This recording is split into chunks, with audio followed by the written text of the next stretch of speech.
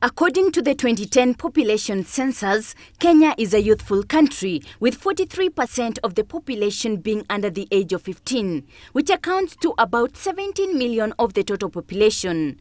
It is for this reason that the Swiss ambassador to Kenya, Jacques Spitlud, urged the youth to elect leaders with integrity as we near the general elections. A collective understanding that we don't need leaders. We need people who do what they are ordered to do by their electors, what they are paid for by your taxes.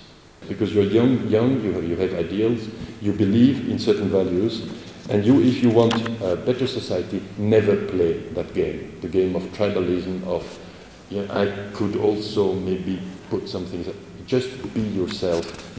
The ambassador further said that the youth as a country want development. He urged them to snap any attempts to use them as tools of perpetuating tribal elections. The permanent secretary in the Ministry of Planning, National Development and Vision 2030 emphasized on the youth to be treated as an asset or a liability in order to realize the Millennium Development Goals. Youth become an asset when the following conditions are met. 1. Rapid and inclusive economic growth that exceeds the population growth rate, and a decline in total fertility rates, if that is also fulfilled, so that the number of children dependent on the working population declines. And 3, the demand for new jobs per year in the modern economy sector equals or exceeds the output of new school leavers or job seekers.